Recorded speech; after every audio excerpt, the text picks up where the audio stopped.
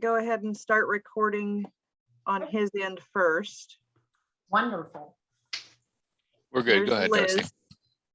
Are we good, Garrett? Yeah, go ahead. Okay, thank you. Are We're we live. good? Okay, we're live. Wonderful. Thank you very much. I'd like to call this Planning Commission meeting to order. It is Monday, November 22nd, 2021, and it is 6:31 p.m. We'll start our meeting by doing a roll call. Darcy, would you help me with that, please?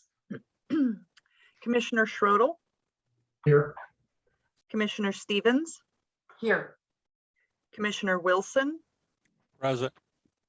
Commissioner Lopes, Here.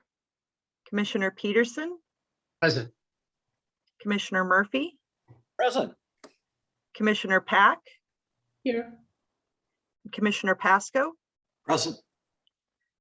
and for the record, Commissioner Moss may be a little late. Perfect. Thank you very much. I'd like to also introduce the staff that'll be attending this evening or is in attendance this evening. Do you want to just go around and we'll start with Melissa, please?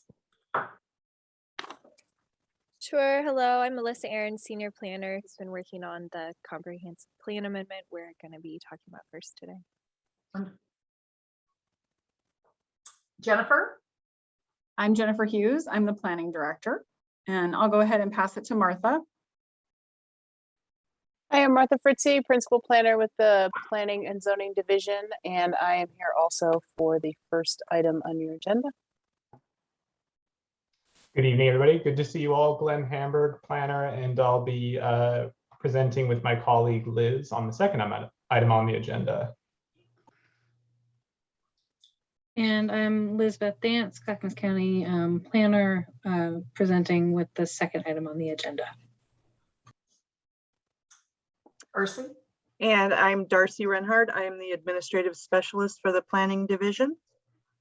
Wonderful. And I do see Garrett's out there. I don't see his face. Garrett T is also administrative support. Okay, we have, from what I can tell, about 9 attendees at this time. Seems like there's, wait, I'm not looking at the right number. Here we go. Yes, 9.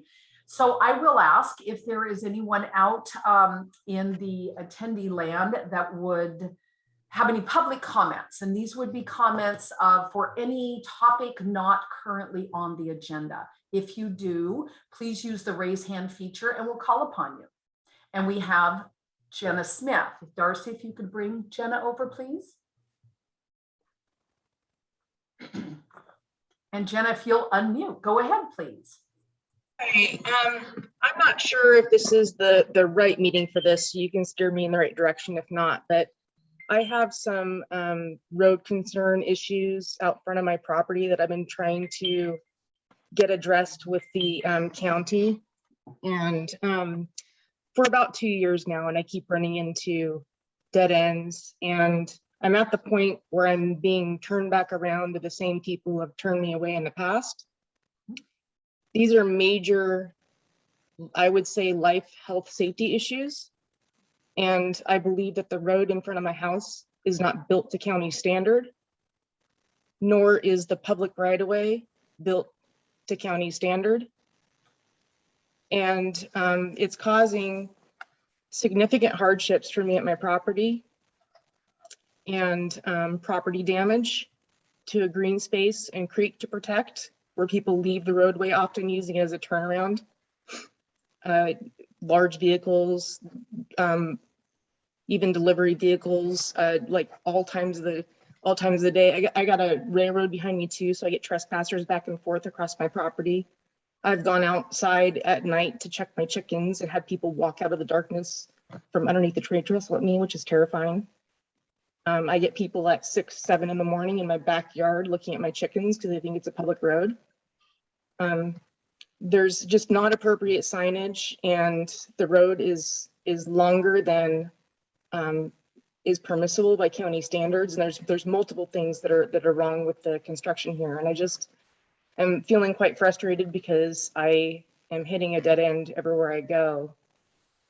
And this seems like a really cut and dry issue to me. Jennifer, can you give Jenna some advice, or there may be some questions that are needed? Well, I'm afraid I'm going to give her advice that's going to send her back to maybe where she's already been. So it would probably be good if we could talk. I don't think probably during the middle of this meeting is maybe the best time to do that, but I would be happy to try to put you in touch with the right folks. The Planning Commission doesn't have much to do with roads in the sense of like maintenance or improvements to existing roads. They do have a role sometimes if we're passing, you know, code language related to like development standards for new development, or occasionally if there's a land use application that comes before them. But this sounds like it's more about kind of a pre-existing situation that is not functioning as well as maybe it could. And I don't know exactly, since I don't know exactly what the issues are, it's hard to know who to have you talk to. Right. But I'd be happy to, either you could call me and I could put you in touch with someone, or I could give you my email, whatever you prefer. Well, if it's sending me back to someone at the county, I think that would probably be Mike Bays. And I've Okay. spoken with him and have been redirected back to him and also been turned away again. I have people, my property is surrounded by the Oak Lodge Water District on 2 sides and the railroad on the 3rd side. And the reason that this issue has gone so long is my family has been on this property for 45 years. And recently ownership has changed from my parents to myself. And because of that, use has also changed in views of, you know, what's okay and what's not okay. Like I've been getting rid of all the invasive species in the right of way and trying to make it a safer place. I'm out using my property all the time, whereas they did not. They weren't outside. So vehicles speeding onto my property now is a risk. And so I'm asking for a property line adjustment and road modification. And so would that be the Board of Commissioners then? No, I mean, for a property line adjustment, depends on whether you're talking about between you and like a neighboring property, or you're talking about something related to the public right of way that you want. Both. There's a landlocked piece of land behind me that is only accessible from my property, and it's been that way since my family's been here since '78. We are the ones that maintain it and use it, but it is owned by the Oak Lodge Water District. It's part of the utility right of way, and it can't be developed because it's got manholes and things like this on it. And that's fine. I actually could utilize the property for, I have a unique spot here where I have a couple structures on my property, and I could actually turn the upper portion of my home into rental units if I had the additional parking, and that would be a good place to do that. I don't see, there's no other way to access that section of vacated Denny Road. It's a section of vacated road that's landlocked. And I own vacated Denny Road adjacent to my property, and you can't access that section of vacated Denny Road without going through my property. And I'm at the end of a dead end road. So Jennifer, do you think that you could put in the chat feature your email and your phone number? And Jennifer is the director of planning at the county, and I think if you have, you know, a one-on-one conversation, and then also share with Jennifer the conversations you've had with different people at the county, she might be able to get you where you need to be to have the most effective conversation. But sure. I think over a telephone call especially might be super effective. Are you willing to give Jennifer a buzz tomorrow, or? Are you talking to me? Yes. Yes, I can touch base with her wonderful. tomorrow. I think a site visit would be amazing. That would answer so many questions. Okay. And I can forward her all the correspondence that I have so far, all the emails, which would also explain a lot. Yeah, why don't you guys start with a conversation on the phone, and and then work through that process. And I Okay, mean, I we're see. really glad you came and we want to be of help to you, but if you're just feeling like you're getting kind of a runaround, we need to intervene and maybe get you headed in exactly the right direction. Exactly. That's exactly Okay. what I'm asking for, some advocacy, because this is a major problem for me. Okay, Okay, thank you. perfect. Thank you, Jennifer. Thank Very you. good. Uh-huh. Any other public comments this evening from our attendees? Okay, wonderful. Okay, we're going to move this along and we're going to open a public hearing, and I have a script for that. For one moment, please. Let's see, do I have to officially? Okay, yes. The continued public hearing is now open for Planning Commission discussion, deliberation, and recommendation only for file Z0208-21-CP, an application by Mission Team Inc., Northwest Bible Training Center for a comprehensive plan amendment for an exception to statewide planning goal 3 for use of the property as an addiction recovery farm. For anyone who may be listening to this hearing, but was not present at our November 8 hearing, the Planning Commission heard a staff report and a presentation by the applicant and took public testimony at that earlier hearing. We then closed the record to all but the applicant's final written argument and continued the hearing to tonight for Planning Commission discussion, deliberation, and recommendation only. Assisting us in the hearing today are several members of the county staff, Administrative Specialist 2, Darcy Renhart, Senior Planner Melissa Ahrens, Principal Planner Martha Fritzy, and Planning Director Jennifer Hughes. The first order of business is to address the submittal timeline of the applicant's final argument. The final argument period closed on Monday, November 15, and the final argument was submitted on Tuesday, November 16. It has been forwarded to the Planning Commission by staff, and County Council has advised that we may consider it unless we vote not to do so. It will be a part of the Board of County Commissioners record regardless, because the hearing is de novo and new information may be submitted by any party. Jennifer, will you explain this somewhat unusual situation in a bit more detail? Sure. So this doesn't come up very often for you. I mean, it's unusual even to continue a hearing. You know, we're typically able to get through them, but this one, of course, had a lot of interest in testimony and whatnot. And so the applicant did request that they be allowed to have their final 7 days for their final argument. State law actually gives applicants the last word.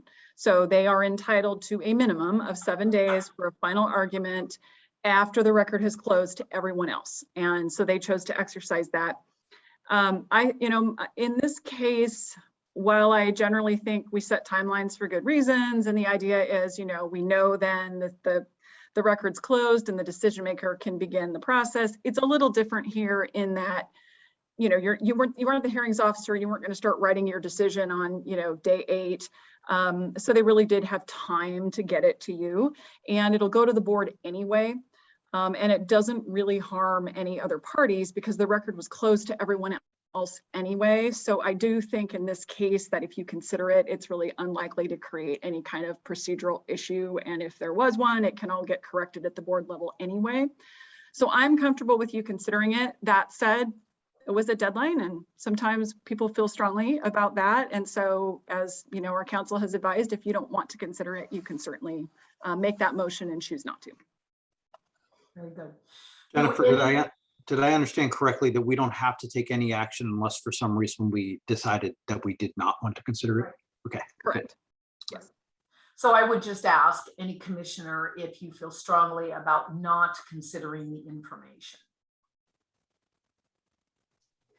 Okay. I think, Jennifer, by the act of no act will go forward. I personally didn't really see too much new information. It was just really summarized. So very good. Excuse me, right. Commissioner Wilson has his hand up. I apologize. Commissioner Wilson. I'd just like to say this. I don't mind hearing new comments, but if we're going to rehash what we've already heard, I'm not happy with that. So I just want to let you know that, you know, if we're going to hear some new stuff, that's fine. But if we're going to go back over everything that we did last time, I think it's a waste of our time and the rest of the commissioners' time. Thank you. Thank you, Commissioner Wilson. It's not, they're not doing any more testimony. It was just the written material that Darcy sent to you, and it was their written final information. So again, I don't know about the rest of you. I didn't really see anything really new information in it. It was just really summarized from our hearing of the 8th of November. Murph, did you have a question? Yes, I just wanted to say I stand with Commissioner Wilson on this. I feel the same way he does. You know, we hashed this out, and I don't see anything new either that came in. So, Right. Okay. I just want to make that comment. Right. Well, I think it sounds like we're going to go ahead and consider it again, really not considering too much new. All right.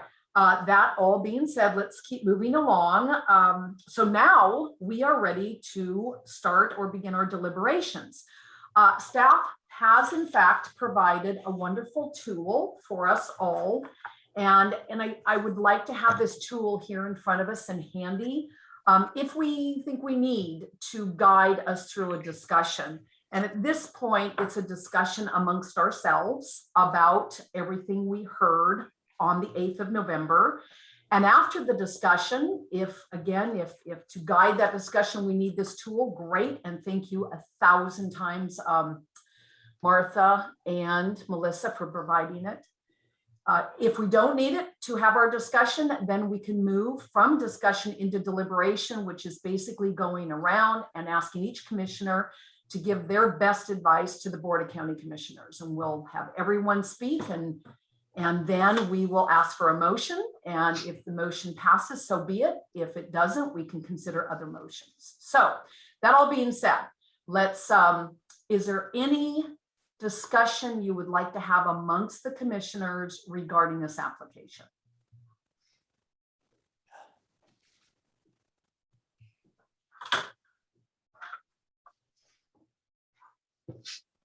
No? Okay. Okay. Wow. No.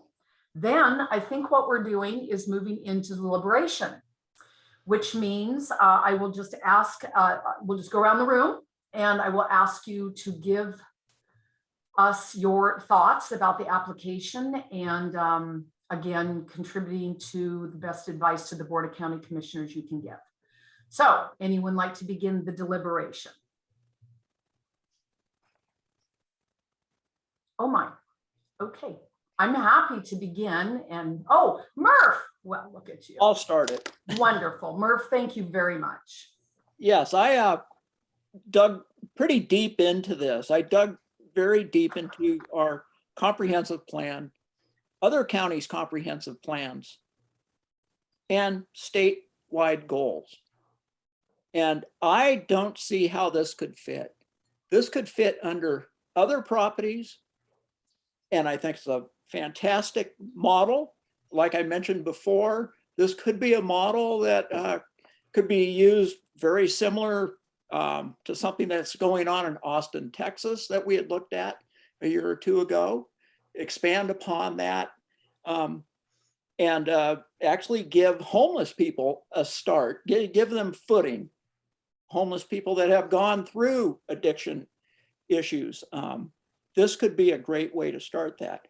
But exclusive farm use property, as I read the law, is for exclusive farm use. And this particular property is surrounded by farms that are working.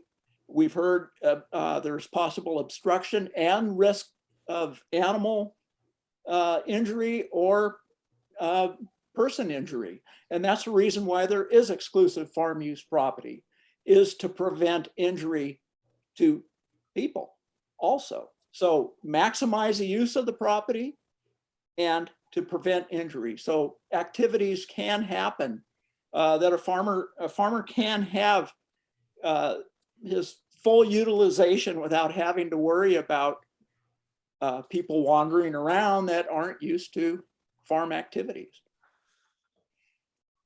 Anything further, Murph? Nope, I'll stop All there. Thank you very, very much. I think Tom's ready for his deliberation. Yeah, I guess to me, on the one hand, I don't think there's really any harm what they're doing. Certainly it's a worthy cause. I don't dispute the fact that the farm setting is probably beneficial to the treatment program. Unfortunately, we have a situation where we have someone who probably didn't do their due diligence when they bought the property, and perhaps were even misled by the fact that the previous owner had also, or not also, but had done things that really technically weren't legal or approved, which now put them in this even more difficult situation where they thought everything was fine and didn't realize that it wasn't. And so it's unfortunate. To me, it's another example of people not really understanding how complex Oregon land use laws are, and how, and in particular, when they get outside the urban areas, that it's a whole different set of rules and considerations than when they're in an urban area. And so, but the rules are written the way they are for specific purposes. The process was developed the way it was for a specific purpose, albeit I find the reasons process maybe sometimes unreasonable, in my opinion, because we've encountered this before. So it's written in a way where it's almost impossible for the applicant to really use it as a basis for making a land use change. But nonetheless, that's what we're tasked with. That's what staff is tasked with when they do their assessments. And despite all the great things they're doing, I have to look at strictly from the land use perspective and from what we've been asked to do. And so I can't support the zone change, even though personally I'm okay with it, if you understand what I'm saying. So that's kind of my position. Thanks. Very good. Thank you, Tom. Appreciate it. Brian, you're up. Yeah, I can, first of all, I really appreciate Martha's matrix. I think, this decision isn't about whether we like this project or not. We have been asked to make a determination on a reasons exemption. And I think it's useful to kind of go through that criteria. The first decision that we need to make is whether it's an urban or rural use. And in the testimony, I frankly was struck by the quite a large number of people saying that they were teachers or students coming from outside, from frankly all around the metro area, right? Which to me goes directly to this question of whether it's serving, an area that's limited to the rural area that surrounds that property.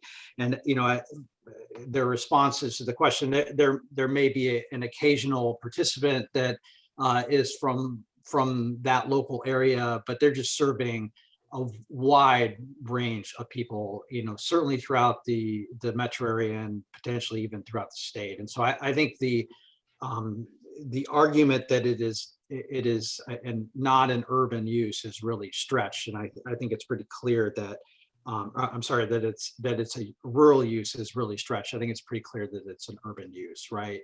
So then you kind of follow into this question of the needs and alternative areas. And I think the testimony came out pretty clearly that, while farming is a useful, maybe, an accessory to what they're doing, they existed for a long period of time without that piece of property. And, I think that goes to the argument that it's just this particular area, while it may be nice for them, is not critical to the existence of what they're trying to do, and that there are other pieces of land that could offer, the ability to create the same service. So I just, I can go on about the fact that there was no easy analysis, which would be the next part of that, I don't think we even have the information we need to evaluate that appropriately. For all those reasons, I think it's not appropriate for this exemption. As much as I appreciate and support the work that they're doing, it doesn't meet the criteria that the state has asked us to apply. So that's my 2 cents. Very good. Thank you, Brian. Appreciate the talking through the analysis. Thank you. All right, next up. Michael or Louise or Carrie, are you ready? I can go next if Okay, you want. thank you. Thank you. To kind of piggyback, if you will, on what Tom said about people not doing due diligence before they purchase property in the country. My own personal experiences buying my property was a 2 years before I purchased it, and I did my due diligence. I was looking for property that qualified for a particular permit through USDA. I needed a minimum of 20 acres. I searched an enormous, like 60-mile radius of Portland, a complete circular radius of properties that would meet my needs. I also looked into the zoning of each property and what would be required. I wound up buying something far bigger than 20 acres, and it was exclusive timberland. And I knew going into it that it would have to be just that for growing timber, and the home was only allowed for the person growing the forest. So I came into it knowing all the requirements and stipulations and what I could and couldn't do. And I think, like Tom said, these folks didn't do that kind of due diligence before going out to the farmland and buying a piece of farm property.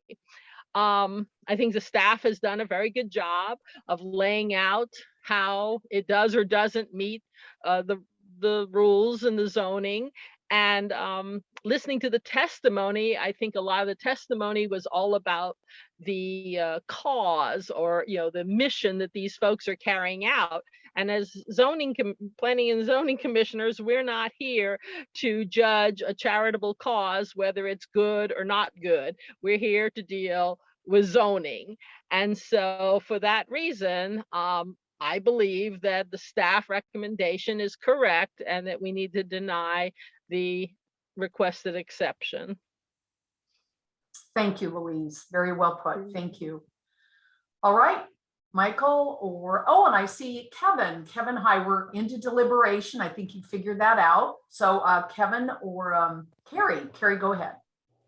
I don't have a lot more to say other than what's already been said. I looked through the additional information that the applicant had provided and was trying to come up with the ways to possibly make this work. But I think the work that the applicant and the use of the property itself is noble and it's very much needed. I just don't think it meets the land use regulations that we are asked to judge against. So I applaud the program. I am very, very hopeful that they will be able to find another piece of property that could serve the purpose of the program, and really hope that they continue on. But I am in the same place as everyone else, that I will be accepting the staff's recommendation of denial. Thank you. Thank you, Carrie. Very well put. Kevin or Michael? Oh, okay. I'll step up. Thank you. Well, I was somewhat taken aback by the what seemed to be threats about classifying this property as some type of a religious operation. And I felt that they were going a little overboard with that, and they still weren't meeting the requirements for the exception. So I'm going to be against and go along with the staff's recommendation on this item. Thank you. Thank you, Michael. I appreciate your input. And I think that puts us down to Kevin. It does. Steve and Steve. No, actually, Steve was not in attendance on the Oh. 8th.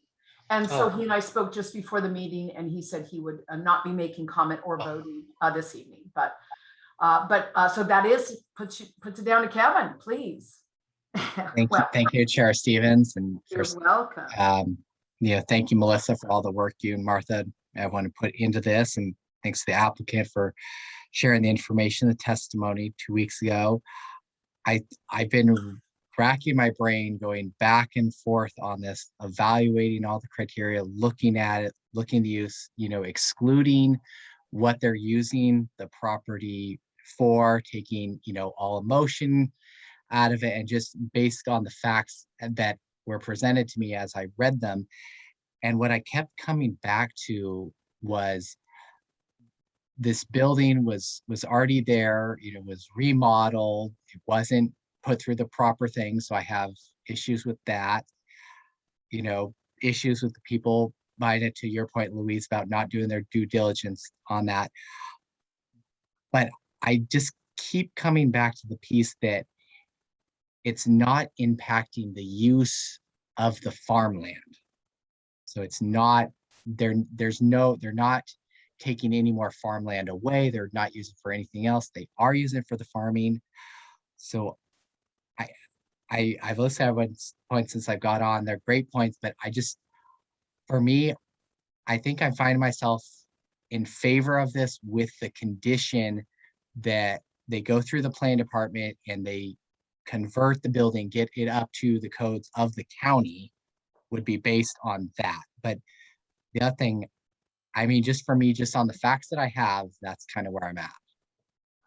Thank you, Kevin, very, very much. Okay. Like the rest of you, I have thought a lot about this application for the last 2 weeks. I've gone back, read a lot of the material we received. One of the things I did read was the actual federal law that Commissioner Wilson just brought up. And one of the things that struck me was it's a very short law, quite frankly, was it said that the plaintiff needed to provide the challenge of not being there, or the burden. Well, they had to describe, or they have to give proof that there's undue burden. But these people aren't plaintiffs. We're not in a court of law. There isn't a judge. They're an applicant. So I put a lot of thought into that. And I thought, as an applicant, I think they need to describe the burden, which I think they did. And I think it's really up to us commissioners to either determine whether that's an undue burden or not. So I put a lot of heart into that thought.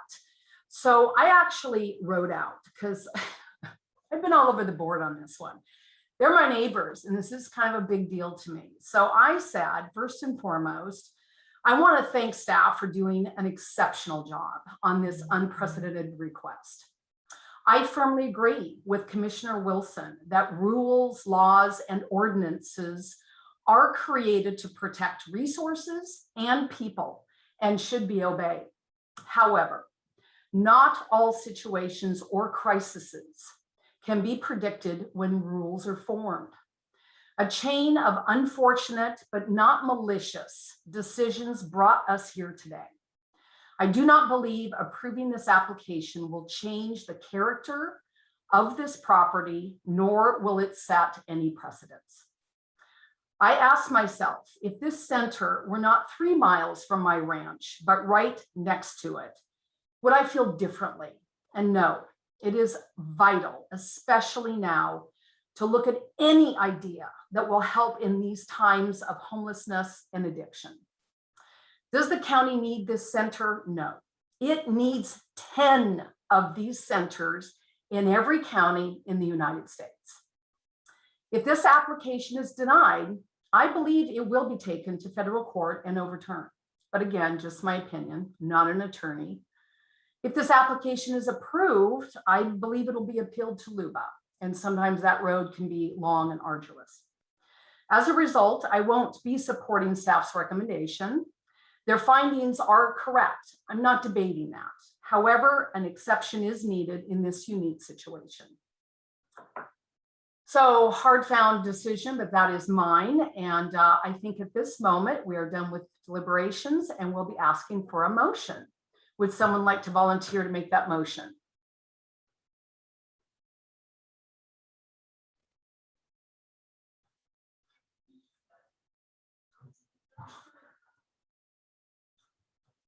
Brian, you're on mute. Are you talking to us? You're still on mute. There we go. I think I'm There off we now. go. Sorry Thank about you. that. One moment. I'm just trying to find everything. I'm happy to make the motion. So I will move that the commission issue a denial of the application inconsistent with the staff's recommendation to ZO208-21-CP. I think I said that right. And do we have a second to Brian's? I'll second that motion. Okay, the motion seconded by Commissioner Wilson. Is there any further discussion before we vote? I'll just add two quick pieces if I could. One is that I think we need to be careful not to confuse the federal obligations we have with the reasons exemption. And on the federal law side, I think that there is in fact a big difference between a decision that would prohibit a religious institution versus prohibiting an activity that's supported by a religious organization. And I think they're two very different things. We are not, if we are to deny this motion, we are not making a statement on the religious practice at all. We are making a statement on the use that is being proposed on this particular piece of property. And with that being said, I think we have an obligation as a planning commission to follow the reasons exemption and the criteria to that. And as staff have quite clearly laid out, I just don't believe that that criteria has been met. As much as I support the work that they're doing, this is just not an appropriate piece of property for that, at least following the reasons exemption. And Carrie, thank you, Brian, very much. Carrie? I just wanted to just make a quick comment after Chair Stevens' comment about not setting precedent. That was primarily my concern about allowing this use, approving the use. I feel like we would be setting a precedence because I believe that the use is urban and not that of rural base. And so as much as I totally appreciate the group and the program, it was a very difficult thing to come to that conclusion myself. So I just wanted to make a note that I don't disagree with the all of the deliberation that you want to do on your own. So thank you for those comments. Thanks, Commissioner Pack, very, very much. And Commissioner Peterson? Yeah, I want to echo the same thing. I think deviating from the land use laws, setting a precedent means, oh, I can go out and do whatever I want and then ask for forgiveness later. And I don't think that's a good message to put out there. Otherwise, what's the point of land use laws and even us? So and again, it's not that I don't support what they're doing. I just have to look at from what I've been charged to do and look at. And, if people don't like how things, then they can go change the laws. So that's how I see it. Very good. Thank you, Commissioner Peterson, very much. And Commissioner Wilson? Yes. I think what they're doing is admirable. However, I think they could find some other location to accomplish the same mission. Maybe not as much farming use in their correction or reduction of addiction, but I think they can find someplace else to do this. And I think that if it's has to do with growing things or having animals around, I think they can find some other place. They made an error, as Tom had said earlier. They had made an error and did not do their due diligence in selecting this property. So I wish them the best, but I don't think that this is an appropriate a place to put this type of activity. Thank you. Thank you, Commissioner Wilson, very much. And Commissioner Moss. Thank you, Chair Stevens. I think in the way I read this, and staff can correct me if I'm wrong here, that it didn't really draw the attention of the county until they came to get permits for it. So I didn't see it as they were doing something and asking for forgiveness later. I found as they were trying something and then came to get permits, and then it became a bigger thing. So I don't think that's any fault of theirs there. And for the precedence of it, I can't quite get there on the precedence because this is a unique situation. And I think each one that comes before us is no two land use decisions will be the same. So I think there's some interesting aspects of this one that make it slightly different in my view. Very good. Thank you, Commissioner Moss, very much. And Commissioner Murphy. Thank you, Chair Stevens. I want to applaud staff. They did a fantastic job.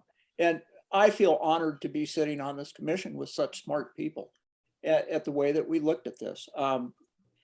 I did look around, like I said, at other counties, and I found other farms that do somewhat of the same thing. And they were on this particular one I looked at in Yamhill County. It's on Ag Farm 10. It is not done on exclusive farm use. So this can be done somewhere else, just not on exclusive farm use. And I just want to make that comment. Thank you. All right. Thank you all for your comments.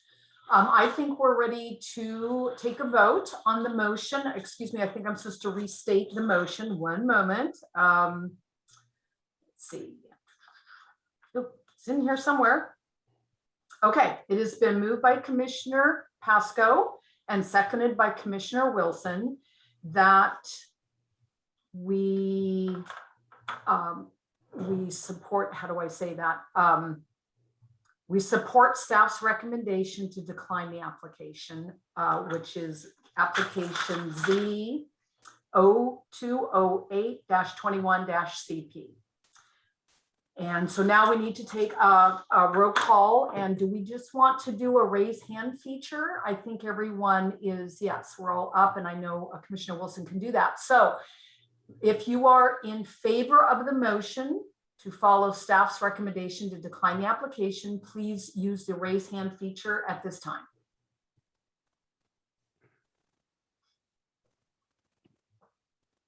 Looks like we have 6. Darcy? And if you are in opposition, please lower your hands. And if you are in opposition, will you please raise your hand at this time? And thank you. It looks like 2, Darcy. And if you are abstaining at this time, would you please raise your hand? And we have 1. Very good. Okay, very, very good. All right, I do believe that concludes this hearing. And thank you, Melissa, Martha, all of you. Really, really great job. Amazing. Good luck, the Board of County Commissioners. All right, are we now ready to start our next hearing? Yes? Okay, very, very good. So.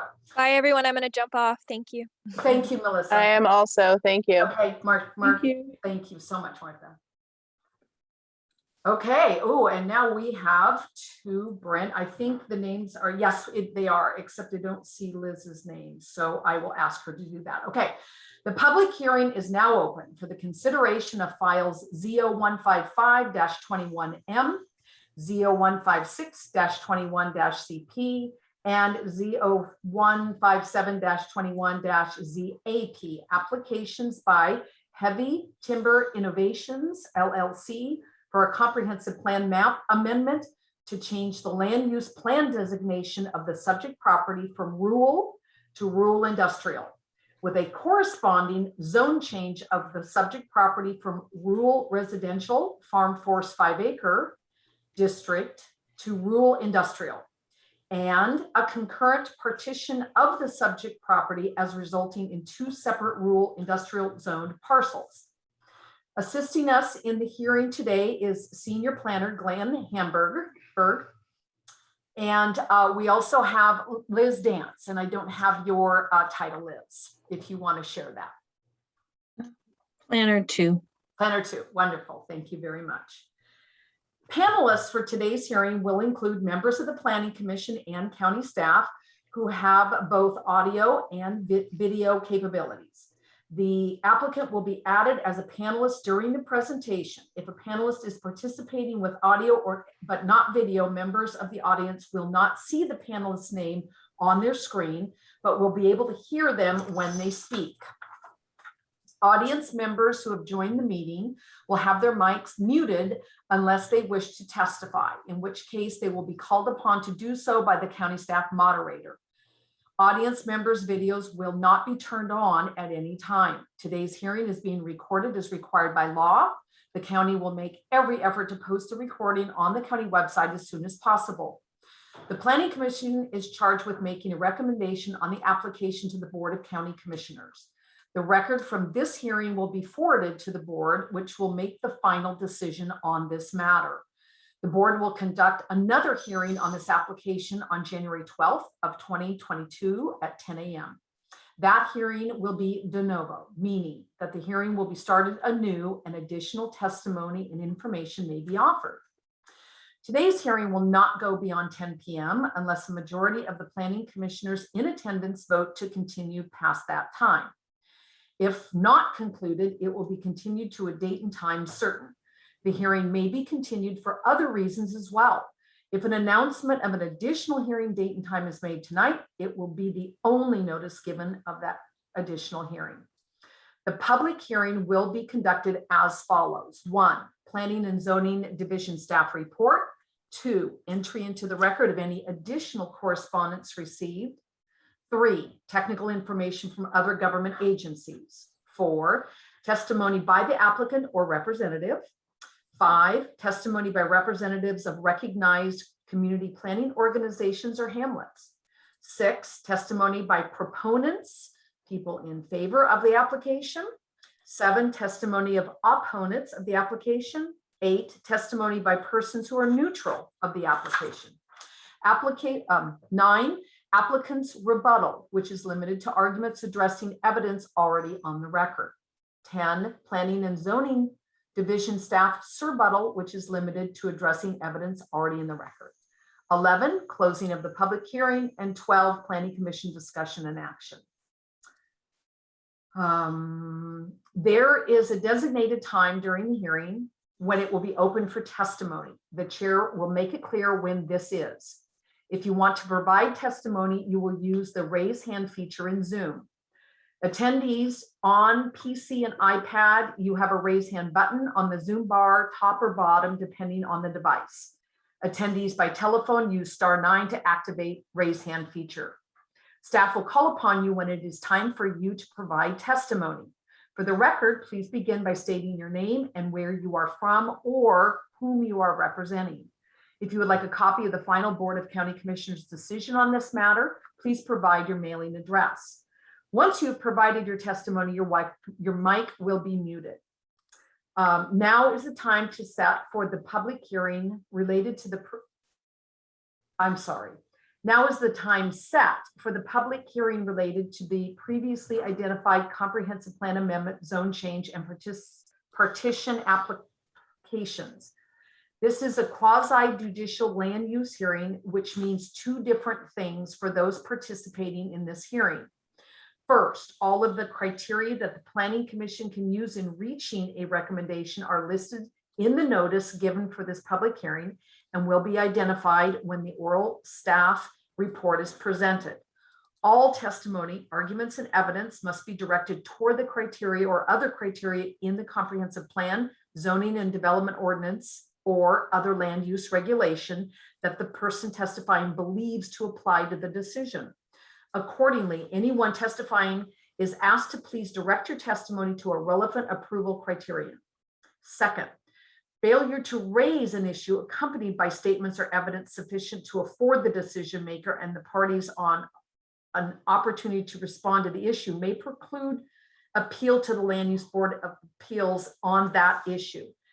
Failure of the applicant to raise the constitutional or other issues related to proposed conditions of approval with sufficient specificity to allow the county to respond to the issue precludes an action for damages in circuit court. Once final, the county's decision may be appealed to the Land Use Board of Appeals. Disclosure. At this time, I will ask members of the Planning Commission to disclose any ex parte contacts, biases, or conflicts of interest. Please indicate the nature and extent of the ex parte contact, bias, or conflict of interest, and indicate whether you intend to participate or abstain from the hearing. If anyone wishes to, oh, no, let's stop there. Would you please use the raise hand, commissioners, if you intend to claim ex parte? And seeing none, I will not have to read the next sentence. The Planning and Zoning Division staff will now present their staff report. Thank you. Yeah, thank you, Chair. And I just thought for my presentation, I would just recite each page of the application if you like, page by page. No. Actually, I'm going to start by sharing my screen for a PowerPoint.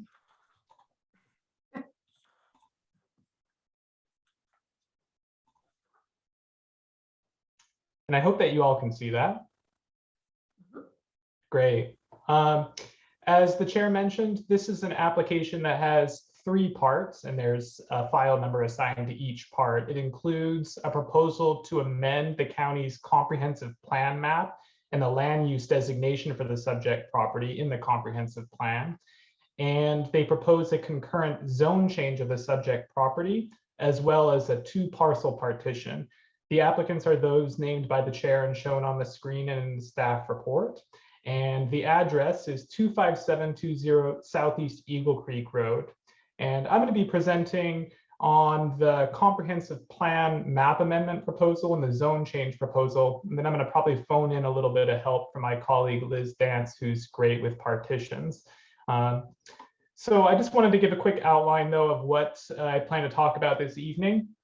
First, I'll just restate right now a summary of the application, which is to change the property's current zoning essentially from RRFF5, that's Rural Residential Farm Forest 5-acre district, to rural industrial. And that would be just like the property immediately to the south, as you'll see. And they propose to divide the property into 2 parcels. Right now, it's about 19.4 acres. They hope to have a 14.4 and a 5-acre parcel, both zoned rural industrial. I'm going to give you an overview of the subject property, the surrounding area, and a little bit of the property's history, because that's relevant to the approval criteria. We'll review some of the other substantive approval criteria, not all of it. That's detailed in the staff report, and if you'd like either Liz or myself to address anything that I don't talk about, happy to do so, but I'll try to hit the high points. And then finally, I'll end with a recommendation from staff, which is approval subject to certain conditions. So this is the county's comprehensive plan map right now for the non-urban area. And the subject property is located about here. Here's a close-up. You can see the city of Estacada, and the subject property is about 1.3 miles north of the city of Estacada. This is the zoning map that the application proposes to change, the close-up of it, and the subject property is located about here. The brown shaded area that includes the subject property and those around it, they're all zoned RRFF5. That little blue section just to the south, that's rural industrial already.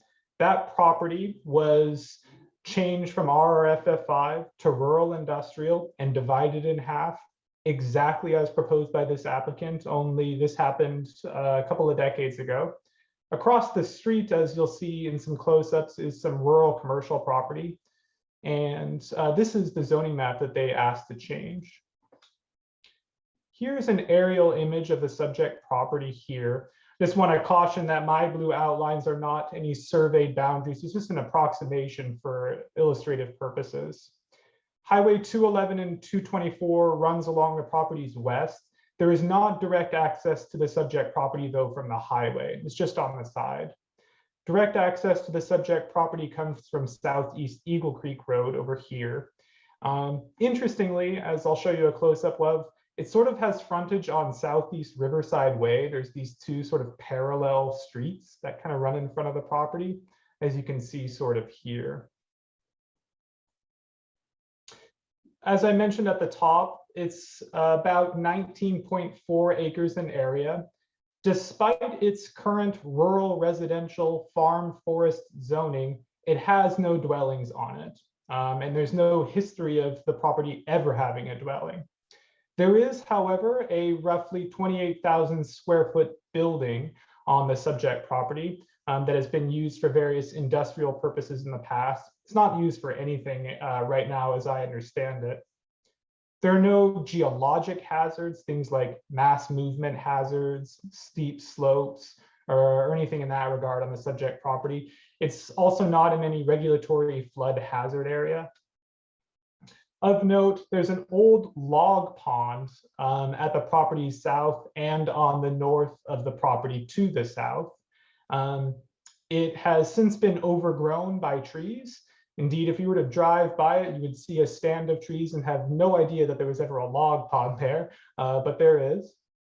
There's also 2 TriMet stops for bus number 30. That's the main TriMet bus route between the city of Estacada and the Clackamas Town Center. Here's just some close-up images. I think the images are helpful. This is that 28,000 square foot building, former industrial use. Here's the property looking south, and you can see that stand of trees at the top of the picture. That's the old log pond. Here's another image of it looking east with the subject property outlined in blue, the stand of trees being the old log pond, and then industrial uses to the south.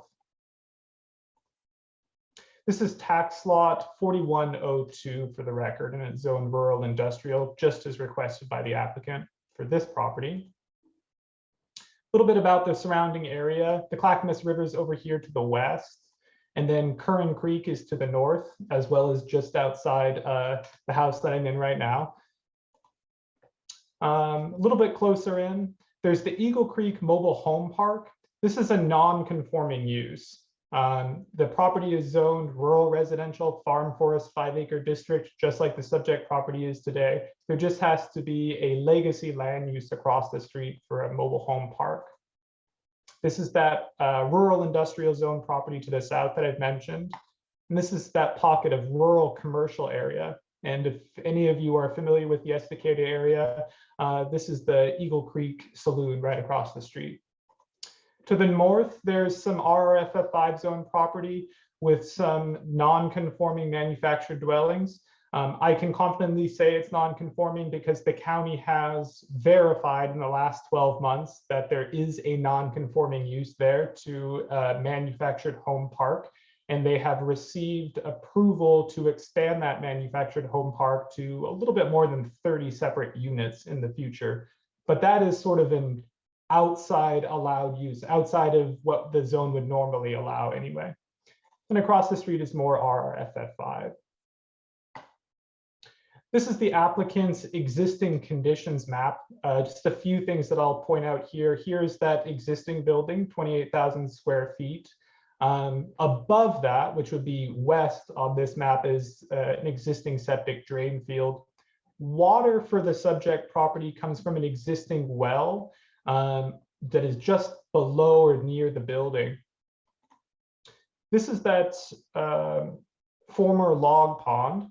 It is a wetland, and it's referred to as Wetland A in the applicant's submitted wetland delineation study. There's also these 2 ditches at the north, which is to the right of the screen, and then at the east along the road at the bottom of the screen. The wetland delineation study, and I'll mention this now as well as in a couple of slides, finds that they are non-jurisdictional, meaning a couple of things. Well, wetland A, the former log pond, is isolated. It's not being fed by any other water source, and it's not feeding into any other water source. It's sort of just its own thing, this man-made creation. It's a wetland because it was wet, but it's non-jurisdictional and not subject to many of the things that other wetlands might be. Same with the ditches. They're non-jurisdictional, partly because there are no food, wildlife, or other resources that have been identified in those ditches. This is the applicant's submitted partition plan, how they propose to divide the property if approved. The existing building, as you've seen, and then these would be the two parcels. The one to the south at the left of the screen would be 14.4 acres, give or take. And then lot number 2 at the north would be 5 acres. And they're showing 2 proposed new structures roughly here. But I think what's really important for consideration of this decision is that no development is actually being proposed. They might mention some use of the property that they hope to do someday, but that's not being considered in this application. All that they're proposing in this application is to essentially change what they might be allowed to do with the property and to divide it into 2 pieces. Nonetheless, it's helpful to get some sense of what reason they have for wanting to pursue a rural industrial zoning, but whether that use is appropriate in the rural industrial zone is sort of outside of the decision that we're here for today. We have had 2 pre-application conferences for this proposal in the past.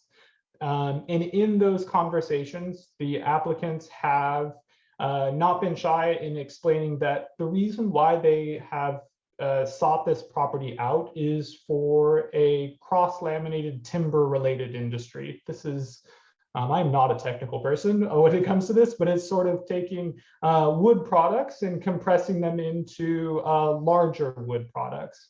And this might support some existing similar uses inside of the city of Estacada, just to the south in their industrial sanctuary. Some of you might know more about cross-laminated timber or mass timber, as it's sometimes called, more than I do, but it's timber related, but they're not going to be planing logs, for example, or making primary timber products. Rather, they would be taking manufactured timber products and turning them into something else. So the staff report goes through all of the approval criteria that staff could identify, and I don't want to go through all of those here tonight, but happy to address those that you have questions about. Just a couple of key points. The application has been noticed according to the applicable laws, and that includes sending out notice of this hearing to owners of property within a ½ mile of a subject property. We noticed the city of Estacada. We noticed ODOT because of the highway next door. We noticed TriMet because of the bus stops. We noticed DLCD, et cetera, et cetera. No party has written in opposition to the application. There is in the record a couple of questions. So for example, the owner of the manufactured home park across the street just wanted to ask kind of what this was being proposed as, and we explained what it is, and no comments of concern. Owner of the property to the north, that prospective expansion of a non-conforming use, the manufactured home park, they have not written in any opposition. They have expressed an interest in the property owner maybe putting up some vegetation along the north as some shielding for what they hope to do. But I want to underscore that no development is being proposed yet.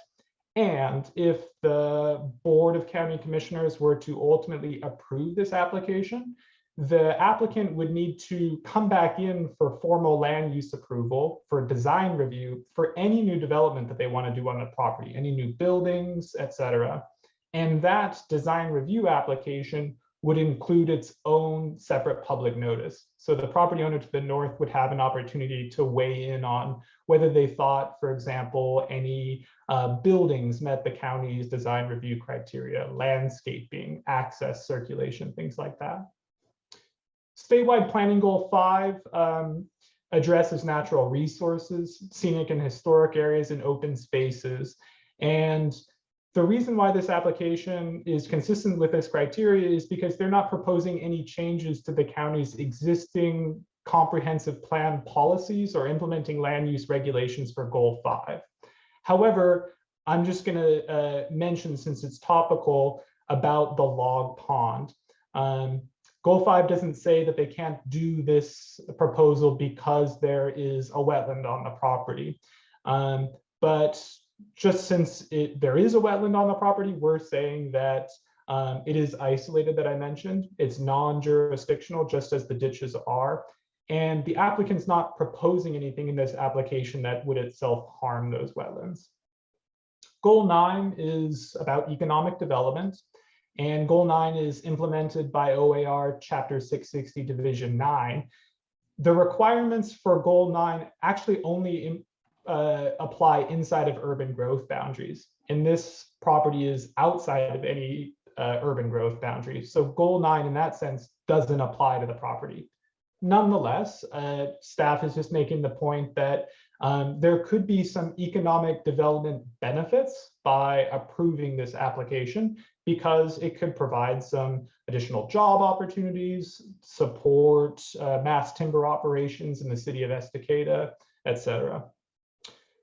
Similar to Goal 10, which is about housing, it relates to land uses inside of urban growth boundaries. And so this property, not being inside of urban growth boundary, isn't sort of subject to Goal 10 in a sense. That said, there are no existing dwellings. So changing the property to rural industrial is not going to create any sort of non-conforming use or disallow any dwellings that have ever been there. So there wouldn't be any net loss in existing housing. Goal 10 is about transportation, and Goal 10 obligates the applicant to address the transportation planning rule, the TPR. Basically, they need to show that the existing transportation system or the planned transportation system would be adequate to serve uses that would be permitted outright under the prospective zoning. And the applicant has submitted a traffic impact study that shows that it would be adequate. That traffic impact study has been provided to ODOT, it's been provided to TriMet, and it's been provided to the county's Transportation Engineering Division. ODOT and TriMet have not commented on it. And the county's Transportation Engineering Division has said that they concur with its findings, that essentially the county's transportation system is adequate to serve industrial uses on the subject property. A couple of the county's comprehensive plan chapters that are probably worth talking about. Chapter 3 is natural resources and energy. Policy 351 is to prevent disturbances of natural wetlands associated with river and stream corridors and to prohibit substantial alteration of flow to wetlands. We've talked about how the quote unquote wetlands on the property are isolated. They're not associated with a river or stream corridor. And the applicant doesn't propose any substantial alteration to the flow of waters into those wetlands. Chapter 4 of the comprehensive plan is really probably the most relevant chapter to this discussion. It sets out what properties can be zoned for dependent on certain criteria. You can't just come into the county and say, I want to be zoned this, because it makes a lot of sense. You have to meet certain criteria. And these are the criteria for being zoned rural industrial. Policy 4LL1 says the property has to be in a non-urban area, consistent with the rural character, development, and facilities of a rural area. And staff finds that the proposal would be. It's not in an urban growth boundary. and the proposed rural industrial uses would be consistent with the rural character. There are rural industrial uses just to the south that you've seen. There are more rural industrial properties just less than a mile further south outside of the city of Estacada limits and along the highway. Now 4LL3 has some direct criteria for considering this proposal. It can only be rezoned to rural industrial if the subject property has an historic commitment to industrial uses, or the subject property has an abandoned or diminished mill site, or is located both in an unincorporated community and has direct access to a road of at least an arterial classification. Option number 3 is not available to this application. It's not in an unincorporated community. Arguably, the subject property has an abandoned or diminished mill site, as we'll see, but the applicant is not proposing a zone change pursuant to option number 2. Perhaps that's because if they go by option number 2, what they can do with the property would be more limited. The laws are clear that we could only rezone the portions of the property that really had that abandoned or diminished mill site, and not necessarily all of the remainder of the property. And the uses of the subject property would be more limited. Yeah, it could be zoned rural industrial, but they couldn't necessarily do all of the things that they would normally be able to do in a rural industrial zone. The applicant is pursuing option number 1 by showing that the property generally has a historic commitment to industrial uses and is requesting that the entirety of the subject property be zoned RI, just like the property to the south. So let's take a look at some of that historic commitment to industrial uses. Well, as the application details in hundreds of pages, in 1955, before any zoning of the subject property, the Diamond Lumber Company was established there. In 1966, Milwaukee Plywood Corporation purchased it and used it for manufacturing of plywood. In 1978, the property was purchased by Plywood Equipment Panel Sales, Inc., and used largely for equipment rebuilding and storage, so some more industrial uses. And then we have a county-approved conditional use permit from 1983, specifically for the storage of not lugs, like this slide says, but logs, and the making of hog fuel. So here are some evidence of that I'll show you on these slides. The first is a survey from about 1942. I say about because I can't read what the actual year was, just the certification of the surveyor on it. But you can see that they've already sketched in ahead of any developments that future building and the proposed 5-acre log pond. This is just a rough sketch of what the subject property is. It used to be a larger parcel. Here's a 1955 survey. You can see that on the survey, it was going to be for the Mount Hood Plywood Co-op tract of land.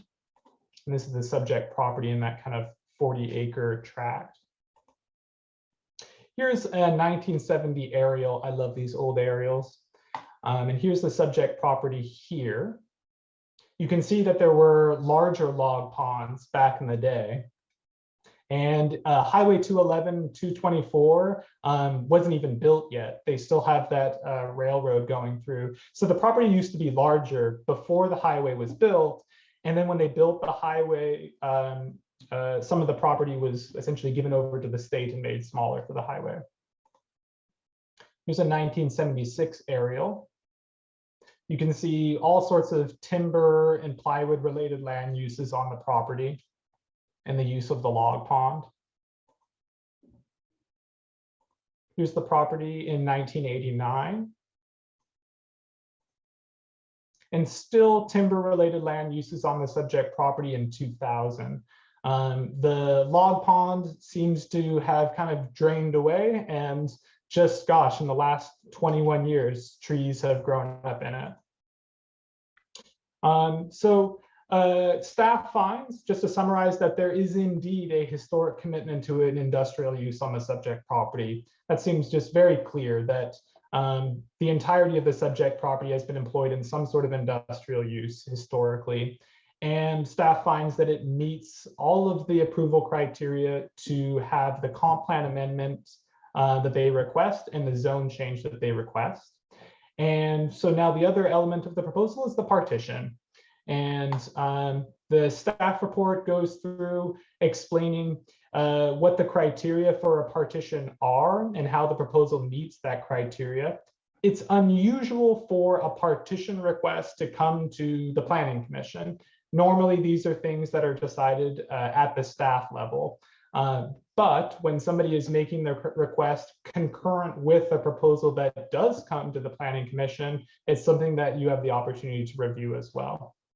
And maybe I'll just hand it over to Liz in case she wants to say any important points about the partition request.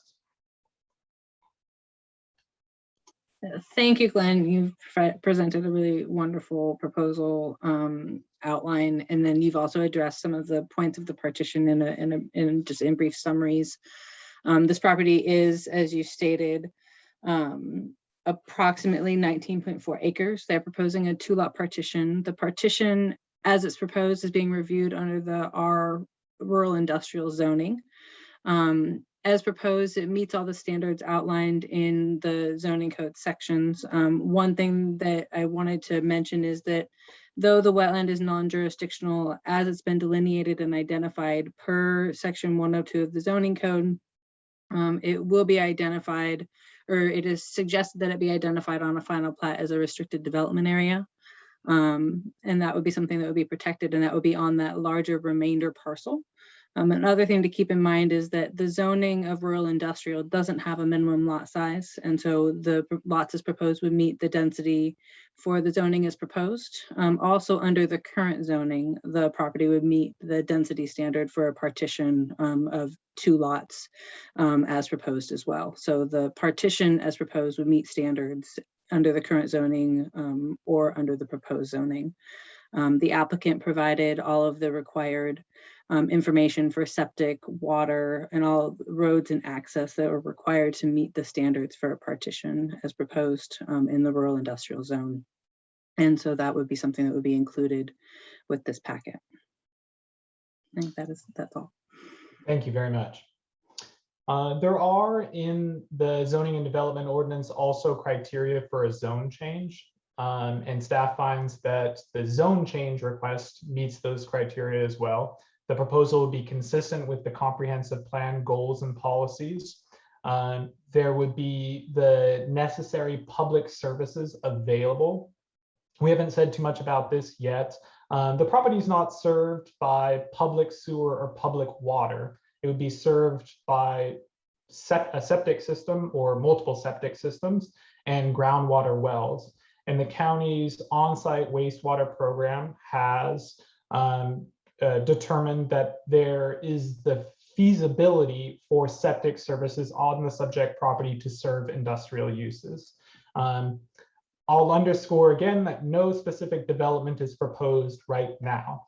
And if they ever wanted to put in a cross-laminated timber facility or any other industrial use, they would need design review, and the septic capacity and water capacity for that particular use that they propose in the future would be evaluated again. Nonetheless, the on-site wastewater program has determined that there is the capability to have septic services to serve these kinds of industrial uses. And the county's transportation engineering division has determined that there is the capacity for stormwater to be appropriately managed. I've mentioned that the Transportation Engineering Division has also found that the county's transportation system would be adequate to serve industrial uses there. So staff recommends approval. If the Planning Commission were to, so the Planning Commission would vote on their recommendation, but it would be the Board of County Commissioners that would ultimately decide on the application. They have a public hearing scheduled for January 12th at 10 a.m. And I'll say that again, January 12th at 10 a.m.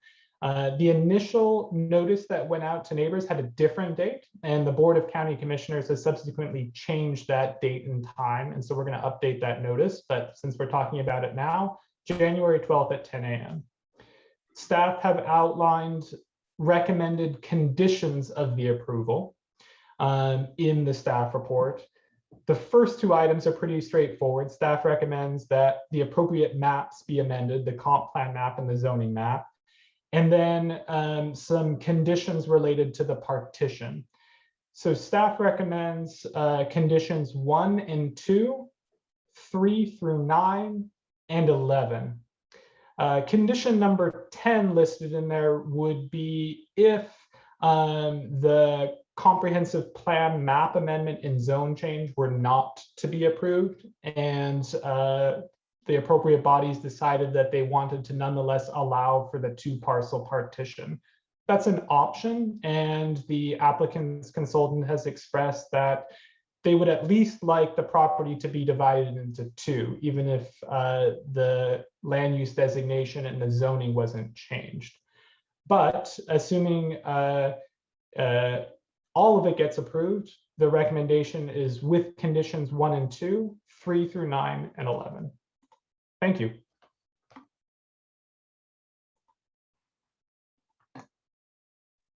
Wonderful. Thank you so much, Glenn. Really appreciate the report, as well as you, Liz. It was great. Okay, I do want to just note that we do have 8 attendees this evening on this hearing. Okay, Commission, are there any questions for the staff? Oh, please, Commissioner Lopes. Okay. I had a question for Glenn. The partition that they've proposed, but of course not yet moving forward with, partitions it in the 19-some acres into a 5-acre parcel and a 14+ acre parcel. Normally, when I would think that somebody do that, they'd want to be selling off the 5 acres as excess and then just using that main piece. But they had drawn proposed buildings on both parcels. Did they any way indicate more why the partition into 2 lots? If they're not going to be selling one off, they're going to be building on both. What would be the purpose of that? Does anyone have any input on that? Yeah, I think I do, and maybe we have the applicants or their consultant with us to correct me if I'm wrong, but I understand from the pre-application conferences that there's a partnership. This partnership includes 2 separate individuals and their separate companies, both mass timber related. And so they would like to own separately the different portions and both run sort of related mass timber operations, one on their own parcel, the other party on the other resulting parcel. Okay, thank you. That makes more sense. Otherwise, it wasn't making a whole lot of sense to me. Very good. Thank you, Commissioner Lopes. And Commissioner Wilson. Yeah, I have a question for Elizabeth. On the screen that you popped up there, I think that was number 24. It showed 1002 protection of natural features. Was that natural features what you considered to be that logging pond? If so, that appeared to be something that was not a natural feature. That was something that a previous owner may have put in. Yeah, so as delineated, and it is currently a wetland, and though non-jurisdictional, DSL recommended and staff concurred that it should be identified as a natural feature and protected. The property owners seem to be in agreement with that recommendation. Okay, thank you. Wonderful. Thank you. Any other questions for staff at this time? We'll have an opportunity later as well. Okay, I think we just have a few questions. Have we received any correspondence on this matter other than those items included in the meeting packets? And I know we did receive the PowerPoint presentation, but was there any other information, Glenn? No. Okay. Are there any other government agencies here to provide technical information related to this application? And if you are a government agency and are amongst the attendees, just use the raise hand feature. I see Commissioner Murphy with his hand up. Oh, wonderful. Thank you, Commissioner Wilson. Commissioner Murphy? Thank you, Chair Stevens. Oh, quit laughing. I did notice in the paperwork that this area was questioned in 2003 at a planning hearing about it flooding. And I guess one of the neighbors had said, no, currently we don't see it flooding, but it did have a history of it, it looked like. And I think that's what that ditch was probably all about, that you see cutting across one of the borders on it. Yeah, if this wetland could be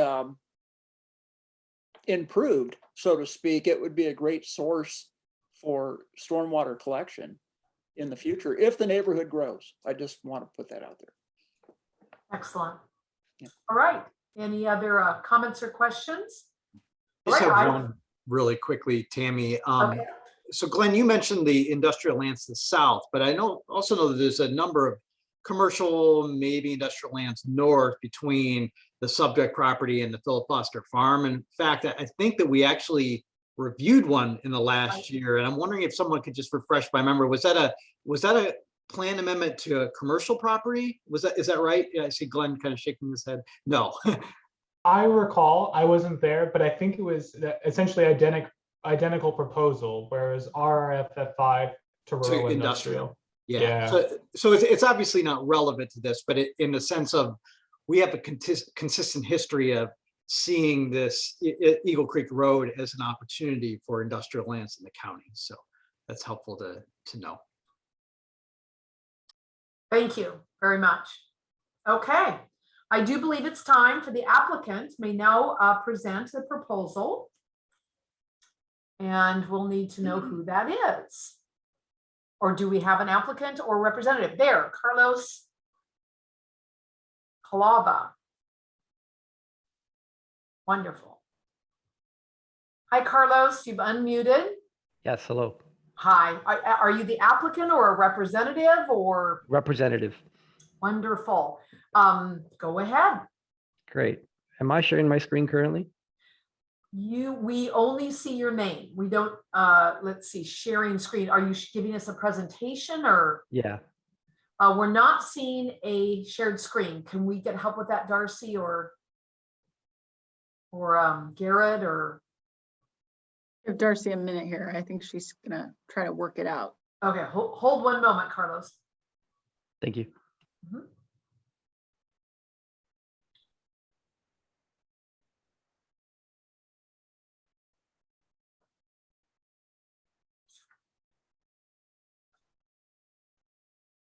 Carlos, while they're working this out, you say you're a representative. What are you representing? I'm representing the applicant. I'll cover that once I manage to get this presentation going.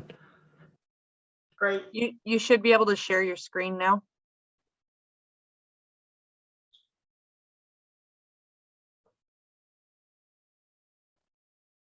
Wonderful. Awesome. All right. Excellent. One moment. Mhm.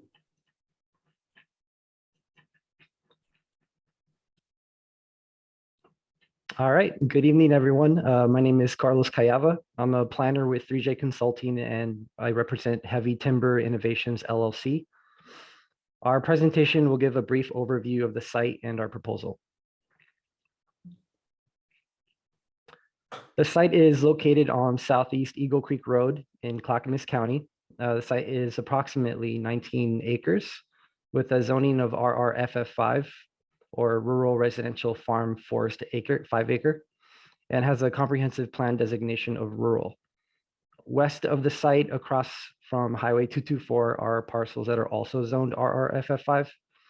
East of the site across from Eagle Creek Road are rural commercial and then more RRFF5 zone properties. South of the site is rural industrial, which is the zone that is being requested of the subject property, and north is more RRFF5.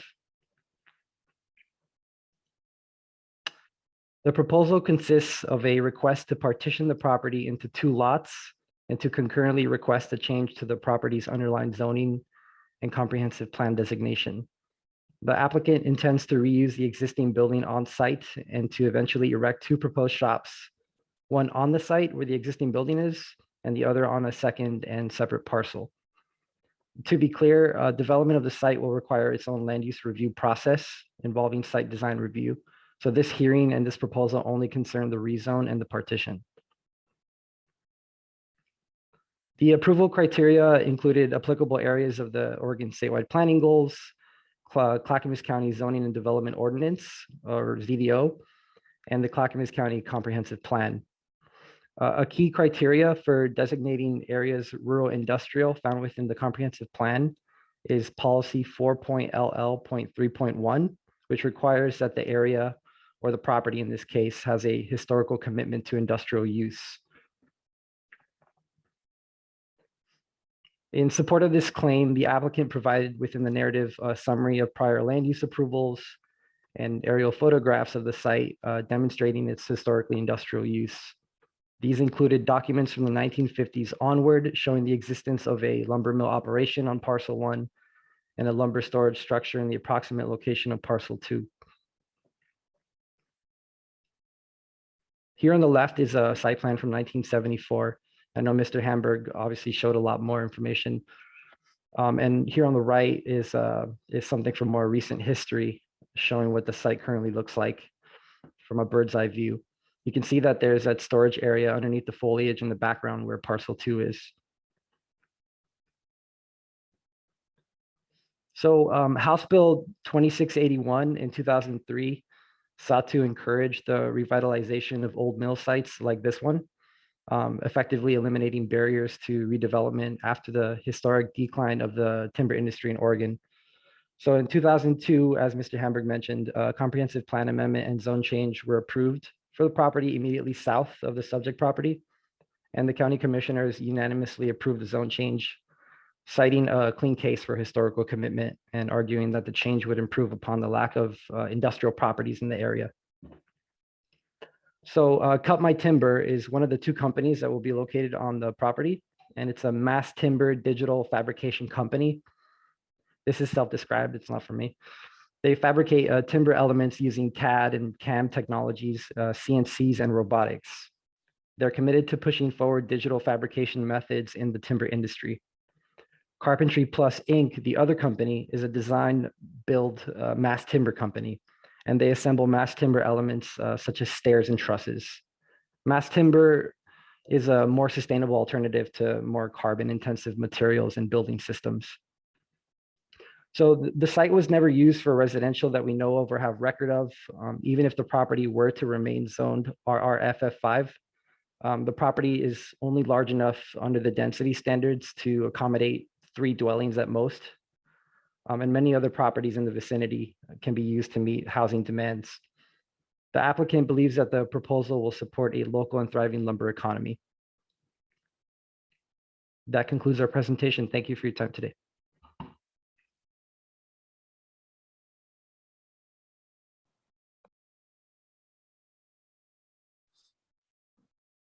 Thank you, Mr. Kalava. I know I'm not pronouncing that correctly. I apologize. Thank you for your presentation. Before you run, commissioners, oh, we already have hands up. Yes, questions. Let's start with Commissioner Peterson, please. You're muted. Damn mutes. Anyway, this operation and land use application is kind of interesting. Are these 2, this is just more out of curiosity, they're in a similar business. Do they kind of complement each other? Is that part of how this came about, where you have these 2 entities that are kind of doing similar types of products, and one helps in the proximity helps complement the other one? Is that kind of how this is working out? Yes, I would believe that to be the case. I don't, obviously the owners would have a much better answer for you, but yes, I believe that these businesses do complement each other. And it's effectively a partnership, like Mr. Hamburg said. Okay, great. Thanks. Thank you, Commissioner. And Commissioner Wilson. Mr. Carvalho, I guess I'm hoping I'm pronouncing that right. On your number 2 screen, if you could pull that back up, I'd appreciate it. My PowerPoint presentation? you mean? Yes, Sure, 1 second. I think it was the number 2. I noticed, looked like you said there was one building on there or maybe 2 buildings, but I noticed on the tree line, no, I think this might be the next, the one before that. Oh, maybe No. it's this one here. Let's see. Yeah, that one. You notice up there on that tree line, it looks like there's some buildings or something up there. Do you know what that is? Yes, I believe according to the documentation that we have historically, and just by looking at the photos, I believe that that's a storage area, like some sort of outhouse for storage or something like that. Okay. And just getting back to what Commissioner Peterson said, why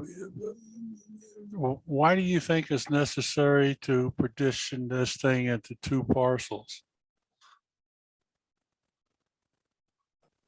It's not necessary necessarily, but I think, citing more than one lumber industry based entity or business, it encourages economic development for the area and sort of piggybacks upon the momentum for the lumber industry, in that particular area. So it's not necessary that it be partitioned, but it definitely encourages economic development for the lumber industry. But one entity will be essentially owner of the whole property then? No, they would be 2 different entities. I'm not exactly sure what the owner's intent is in terms of ownership structure, but currently it's only owned by this Heavy Timber Innovations LLC. Maybe eventually they would sell, the other parcel to the other owner in the partnership. I'm not exactly sure. Okay, it's not really that important to what we're talking about here, but I just was curious. Thank you. Thank you, Commissioner. And Commissioner Pack? I was wondering if you can expand on the use of Future, the Heavy Industry LLC. I forget the name of the company that you're representing, but I'm interested in how or if the existing wetland will be used in the future building or, for the future purpose. I'm not certain whether the log pond would be used at all. I think it's defunct at this point. I think it's just a vestige of the past. I'm not sure that they're going to be using that whatsoever. Okay, thank you. Are there any other questions? All right, wonderful. Carlos, thank you so much. We appreciate it. As we move through the process, there will be an opportunity for rebuttal if necessary. So we'll maybe see you back. Thank you. Thank you very much. All right. Is there any representative from a community planning organization this evening? And if so, please use the raise hand feature. Okay, seeing none, I'll turn the page. Okay. Does anyone wish to speak in favor of this application? Again, please use your raise hand feature or *9 if you're on the telephone. Okay, not seeing any. Does anyone wish to speak in opposition of this application? Okay. Does anyone wish to provide neutral testimony? Okay.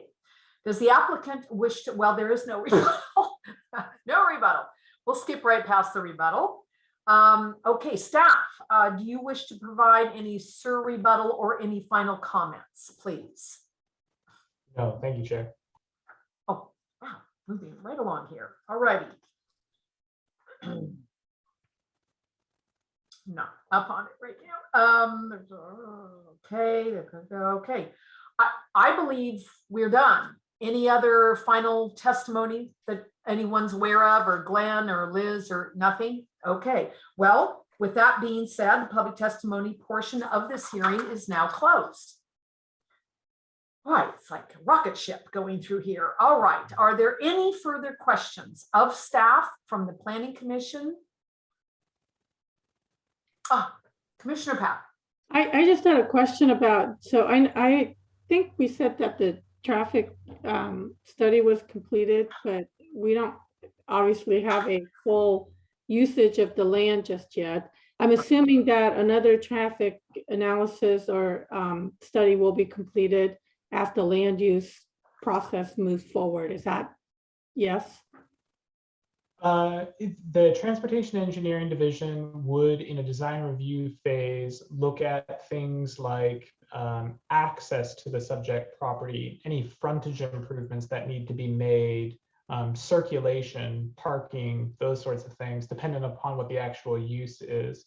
At this stage, as I understand it, what they do in a traffic impact study is look at the most intensive possible industrial use of the property that could be there and be permitted, quote unquote, outright, and determine whether or not that transportation system would be adequate for it. And so they figure that of all of the things that don't require a conditional use permit, for example, but can just, quote unquote, be permitted outright, of course, with design review though, that any of those uses allowed in the rural industrial zone, given the size of the property and how much it would allow for development, that the highway would be adequate to serve them. Okay. If they want to do any conditional use, then they would need to have a new traffic impact study specific to that use. All right, great, thanks. And then one last question on the protection of the wetland. I want to make sure that I know of one plywood company, that lamination company that worked out in Gresham long time ago, 30 plus years ago now, that became the downtown central development, the shopping center that's there. There used to be a log pond there. There was some contamination that happened before that turned into a shopping center. They had to do some additional remediation and whatnot. I just want to make sure that I don't know all of the regulations that we have for these resources. I do think it's a resource, even though it was, I think Commissioner Wilson is probably right. It probably was a man-made at one point, but now it's no longer man-made. It has become a resource.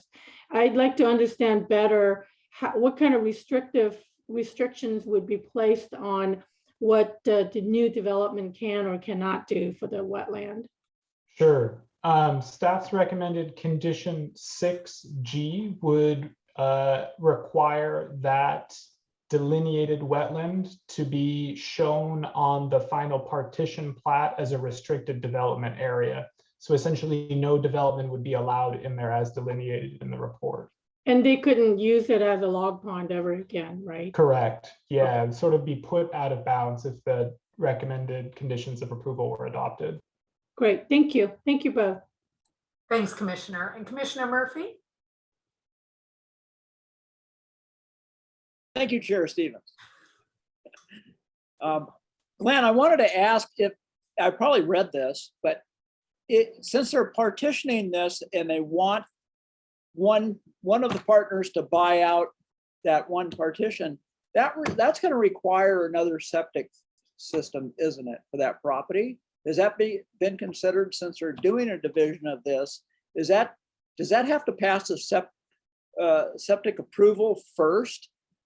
Yes, that was required as a piece of the partition application. You need to provide transportation feasibility, on-site surface water management feasibility, and septic feasibility for all lots as proposed to show that they could support development. And so that was done as a part of the review criteria for the partition portion of the application.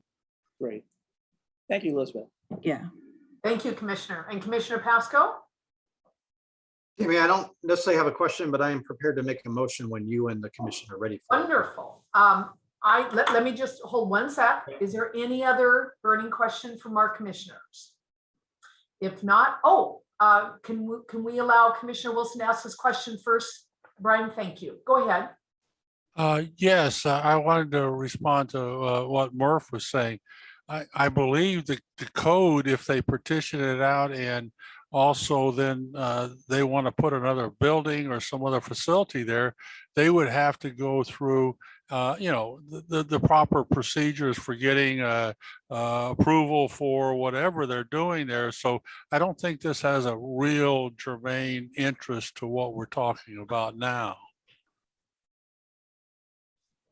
Thank you, Commissioner Wilson. Okay, I think you're on, Commissioner Pasco.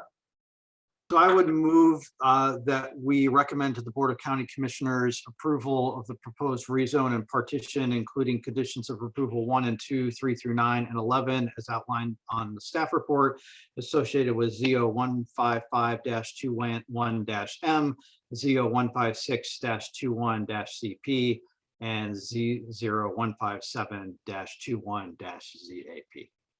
I second that motion, and that was a mouthful. There you go. It's like Mary's back. Yeah. Thank you, Commissioner Pasco. And You're welcome. thank you, Mary. It's flattering to be, compared to Mary. And, I'll just thank make a quick comment that I think, this clearly meets the conditions for approval as the staff have explained. But I think it's also very consistent with the numerous conversations that we've had over the years around the need to identify additional industrial lands in rural Clackamas County. I think, we, as noted before, approved a similar proposal just north of here. I'm very familiar with this corridor. It's quite appropriate and quite needed in this community. So I'm very much in favor of it. Wonderful. Thank you very much for the motion and for your comments. And Commissioner Peterson? I would just kind of echo what Brian was saying. This was kind of a no-brainer and a very well done application as well as analysis by staff. So, and to Brian's point, the region has a shortage of industrial land, and so this is kind of in line with some of the county's goals as well. So it's plus I think this is a great emerging industry in the state that really complements kind of what we can do. So I wholeheartedly support this one as well. Thank you, Commissioner Peterson, very much. And Commissioner Wilson? I echo Tom's comments. It's always a positive approach to look at new industry and new businesses coming in here. And thank you very much, Glenn. You did an excellent job here. And I am continually impressed with the way this Planning Commission has been putting together these presentations. Thank you very much. It's been very enlightening. Thank you. Yes, and very, very thorough. So thank you both Liz and Glenn so very much. Commissioner Peterson. I'm sorry. I also want to do a shout out to Darcy. Oh yeah. For her excuse me, I didn't pronounce that right. Her efforts to get all that information out to us, that in itself was a major accomplishment. So thank you, Darcy. That's great. Okay, we have a motion on the table, and what we're talking about now is any further comments that you'd like to make before we take a roll call. Okay, I think let's start with anyone voting. Oh, I have to repeat the motion. This is not gonna be good. It was moved by Commissioner Pasco and seconded by Commissioner Wilson. And it's not going to be exactly stated this way, but it was recommended approval of files ZO 155-21-M, ZO 156-21-CP, and ZO 157-21-ZAP, subject to the conditions of approval identified in the staff report to the Board of County Commission. I think I'm close, but not perfect. So everyone in favor, I just read what the staff gives me. Please use the raise hand feature if you are in favor of this motion. It appears we have a unanimous vote, so I won't even call for opposition or let's see. Those in oppose, those abstain. So I think we're good to go. Are you fine with that, Darcy? Yes, very good. Okay. Wow, we might have set a record, many records tonight. Thank you, applicants, and thank you, all of you attendees, for joining us. I hope you found this interesting, and we're always interested in comments. We think we can improve in any way. All right, we're going back. Oh, and I think I have to close it, don't I? This public hearing is now closed. All right, now we have 12, count them, 12 pages of minutes to discuss. Did anyone get through them all? Let's start there. But does anyone have any corrections to the Planning Commission draft minutes of November 8, 2021? Any corrections, questions, comments? Okay, I think we will accept all of these minutes by acclamation, Darcy. Okay, good, very good. All right, other business, Jennifer?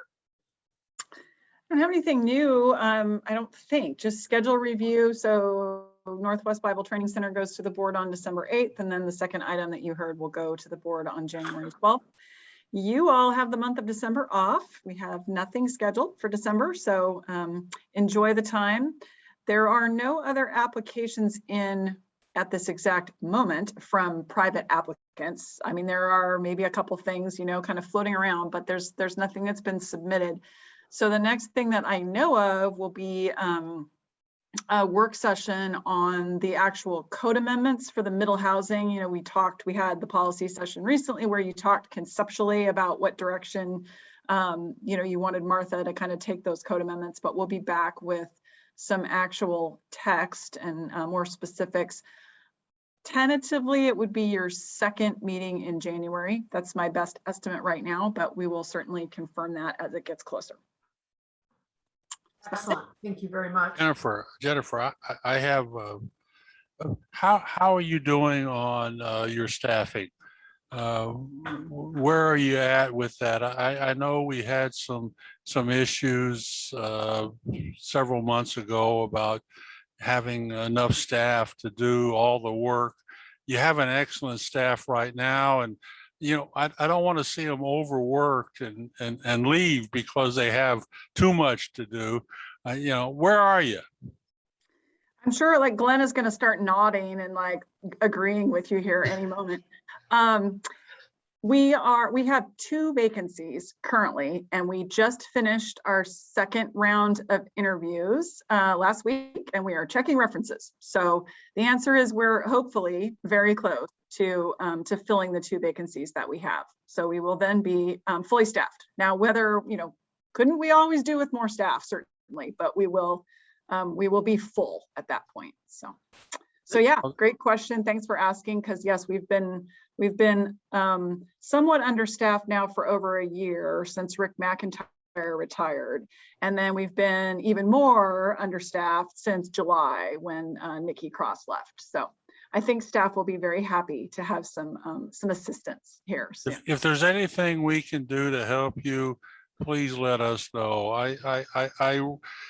I'm very impressed with everyone that you've had presenting for this commission, and I think I'm echoing a consensus of what we have here from the commission staff. Well, thank you, Commissioner Wilson. I appreciate that, and I will share that with the staff who aren't here tonight, but who have been before you. I completely agree, but it's nice to hear when others see how fabulous they are as well. So thank you. And Tom? Yeah, I'm curious. In my field, there's a shortage right now, and when I've been talking to my former colleagues of what's going on, essentially they're just stealing engineers from each other because there's not a pipeline, and you have all these boomers leaving the workforce.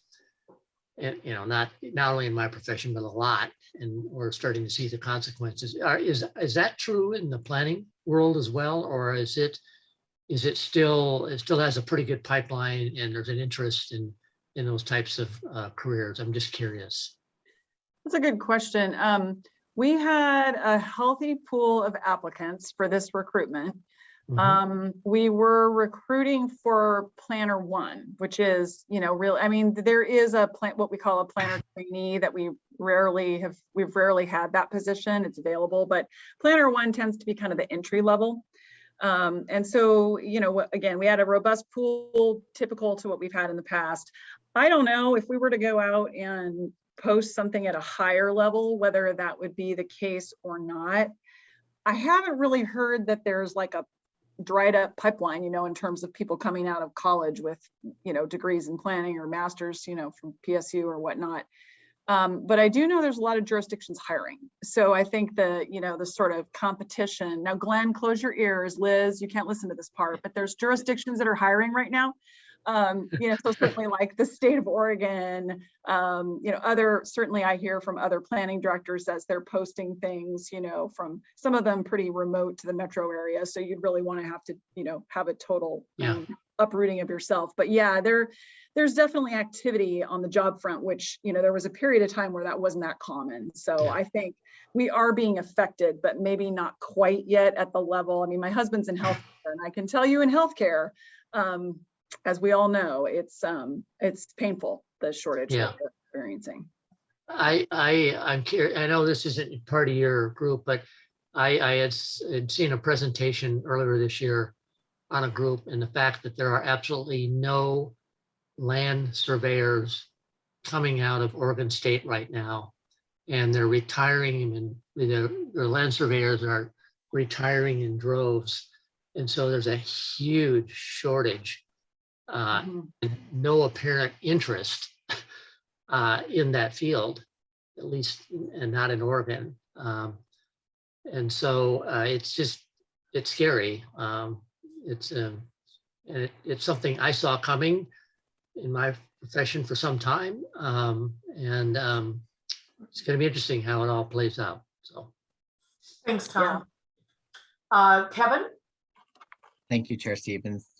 Jennifer, you know, I've always had a deep appreciation for planning, of being there and being a colleague of your guys', and now being on the other side of it, to still that deep appreciation for everything you and staff do. It's amazing.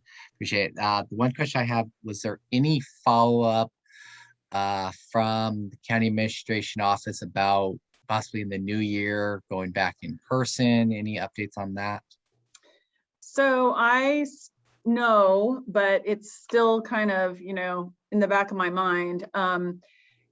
We did follow up to see, you know, about the tech situation with the DSB auditorium, and I can't remember what I've shared with you. So meetings have to be hybrid after January 1. That's, the Planning Commission doesn't have a choice in terms of going all electronic. There will all in person. There will have to be a digital option because of legislation that passed last session. So we need hybrid technology, and there was some discussion, as I understand it, about outfitting the auditorium where you used to all meet, you know, way back in the day that I can hardly remember anymore.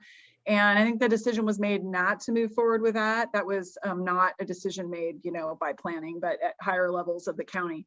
So I think at this point we would be looking into having to use the board's hearing room. And I haven't pursued that at this point beyond telling my boss that there may be an interest in doing that. I think that we need to think pretty seriously about being able to have the hybrid available for the housing hearings. The middle housing text amendments, I think, are going to draw quite a bit of interest, particularly given the kind of notice we're probably going to do to kind of let everybody know this is coming. And so that's sort of what I'm targeting in my mind, is that by the time we get to that point, which is probably March, roughly, maybe April, but maybe March, that we'd be having a hearing in front of you. That I think we do need to find a way to do it. So I think it's coming, but no, I don't have an answer yet for sure. Okay, yeah, because I know with that state law, I've implemented that for our Board of Commissioner meetings of like, okay, this is what we're going to do. And board's like, you go, Kevin. I'm like, thanks. Yeah, exactly. Yeah. And I mean, the board has that whole hybrid capability, as you know. It would just be a matter of us needing to use their room, which opens up these questions of, okay, like, does that mean Darcy and I are in charge, or that they're actually going to have staff there, because we don't know how to use their room? You know, it's that whole learning curve. And Darcy's like thinking, what? You're going to make me do what? she could handle it. I know she could, but we would need to figure out like how that works. And so, yeah. Great. Anyway, thanks for the Well, question. there's a lot of logistics about getting people up to the 4th floor and back. Oh, I can't even Just picture all of that it. one. Yeah. Michael? Yes, a couple of comments. One on these meetings. I'm a member of a couple of other county commissions. One is the Extended Law Enforcement District working with the sheriff. And we have just started having face-to-face meetings. And that's a real positive thing for that. The other one is the Transportation Safety Commission. And the first person that came on about a public comment, I just wanted to pass on this. Joe Merrick and possibly Christian Suffin over at the Transportation Department could possibly assist that lady that called about her issues.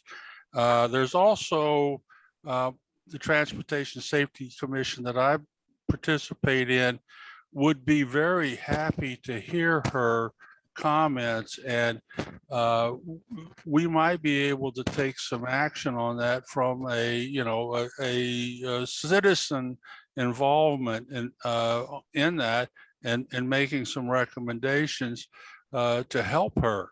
So please pass that on to her. Joe Merrick, I'm sure you know him. He's been very positive, so I'm just passing that on to you.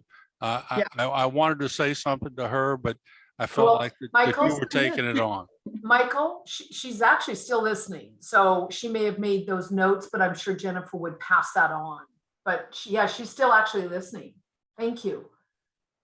Did you have something else, Michael? I thought you said 2 things. Oh, no. Okay, Tom? Me again, sorry. I was just kind of following up on the comment about the hybrid meetings. I'm also on some other boards, and the challenge that I see happening is the elected commissions get priority, yet there are most public agencies have lots and lots and lots of other subcommissions like ourselves. We're not elected bodies, yet we still have to conduct public meetings and with the new norm. And so it's disappointing that it's only being available for some and not everybody. So because I'm experiencing a similar thing in my other group, we're not, I'm dealing with elected officials. They get priority. The meetings I chair, I can't do them in hybrid, even if I'd like to, because they always get priority and they don't have the resources to do it. And so it's a kind of a new norm, and it's kind of frustrating, and it's also probably going to take a while, given the constraints that most public agencies have in the investments and things necessary to kind of move to this new normal. So we all are going to have to be patient, unfortunately. Yeah. I'm glad not to be conducting these meetings with a mask on. I just have to say that, as much as, I'm looking forward to be back in person, but I do not want to do it with mask on. So I do see our guest, Jenna has her hand raised. Jennifer, do you want to take a question or maybe wait till tomorrow, or are you fine with that? That's fine. Right. Sure. Darcy, if you'd be kind enough to, oh, there's Jenna right now. Thank you, Darcy. And Jenna, just unmute.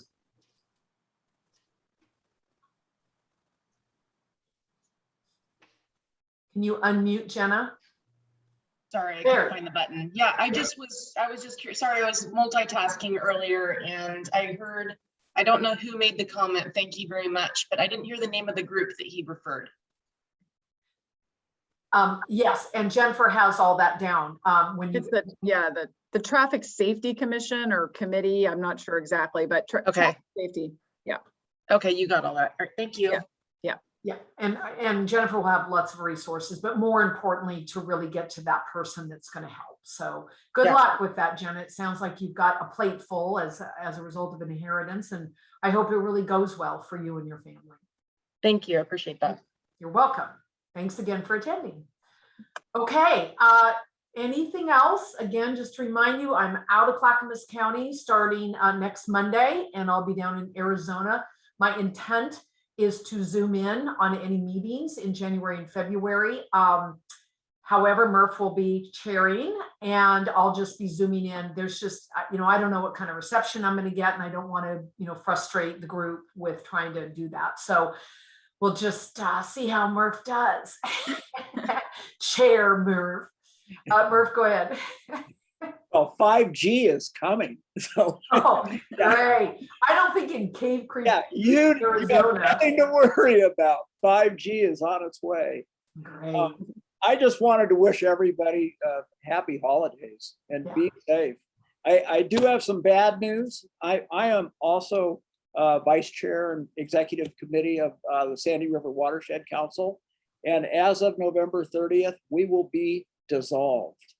We had to file for dissolution, and this is our last week or two of getting things completely wrapped up.